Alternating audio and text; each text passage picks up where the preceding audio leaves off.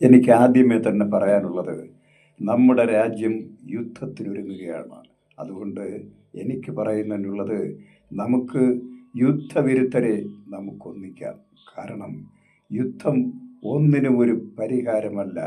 ഈ രാജ്യത്ത്, ഈ ലോകത്ത് യുദ്ധം കൊണ്ട് നശിക്കുമെന്നല്ലാതെ യാതൊരു നേട്ടങ്ങളും ഒരു മനുഷ്യനും ഉണ്ടാവില്ല എന്നല്ല, ചിലർക്ക് നേട്ടങ്ങളുണ്ട്. ഇവിടുത്തെ തീവ്രവാദികൾക്കും രാഷ്ട്രീയ പാർട്ടികൾക്കും അതുപോലെ തന്നെ മതനേതാക്കന്മാർക്കും ഇവിടെ മുതലാളിമാർക്കും ബൂർഷാമാർക്കുമൊക്കെ ഗുണമുണ്ടാകും.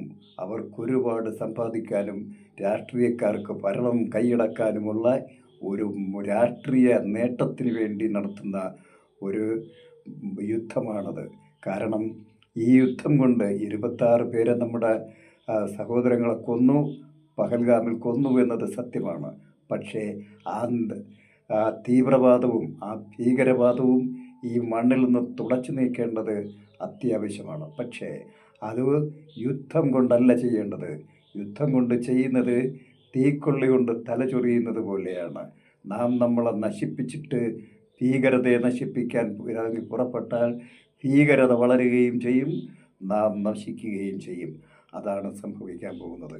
നാമെന്ന് ഞാൻ ഉദ്ദേശിക്കുന്നത് നമ്മുടെ പാവപ്പെട്ട ജനങ്ങളാണ്. ഇന്ത്യയിലെ ഏതാണ്ട് 80% വരുന്ന കൂലിത്തൊഴിലാളികളും സാധാരണക്കാരും മിഡിൽ ക്ലാസ്സുകളും പട്ടിണി പാവങ്ങളുമായ നമ്മുടെ അമ്മമാരും കുട്ടികളും ഇവിടെ നിങ്ങൾ കണ്ടതാണ്. യുക്രൈനിലും അതുപോലെ തന്നെ പാലസ്തീനിലുമൊക്കെ നിലവിളിച്ചോടുന്ന ആ നാടും നഗരവും മുഴുവനും തകർത്തെറിഞ്ഞ് അല്പം മരുന്നോ വെള്ളമോ ആഹാരമോ കിട്ടാതെ ഓടിയലയുന്ന മനുഷ്യർ, ജീവിതം വിശന്ന് മരിക്കുന്ന, പട്ടിണി കൊണ്ട് മരിക്കുന്ന ഒരവസ്ഥ ഇന്ത്യയിലുണ്ടാകും. ഇന്ത്യയിലുണ്ടായാൽ 100 കോടിയിലധികം ജനം ഇവിടെ പട്ടിണി കൊണ്ടും മരിക്കും. പക്ഷേ രാഷ്ട്രീയക്കാർക്ക് ഭരിക്കാൻ വോട്ട് വേണം.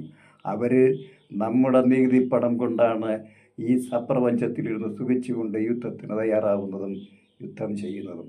അതുകൊണ്ട് തന്നെ നാം ഈ യുദ്ധത്തിന് എതിർത്തേ മതിയാവൂ. നമ്മുടെ രാജ്യത്ത് യാതൊരു കാരണവശാലും യുദ്ധം ഉണ്ടാവാൻ അനുവദിക്കാൻ പാടില്ല. കാരണം നമ്മുടെ അമ്മമാരും പെങ്ങന്മാരും സഹോദരിമാരും മുത്തച്ഛന്മാരും മുത്തശ്ശിമാരും കുഞ്ഞുങ്ങളും അടക്കം കോടിക്കണക്കിന് മനുഷ്യനിവിടെ പട്ടിണി കിടന്ന് മരിക്കുന്ന ഒരവസ്ഥയിൽ നിന്ന് രാഷ്ട്രീയക്കാർക്ക് ഭരണം കൈയടക്കാനുള്ള നേട്ടത്തിന് വേണ്ടിയുള്ള യുദ്ധത്തെ നാം എതിർത്തേ മതിയാവൂ.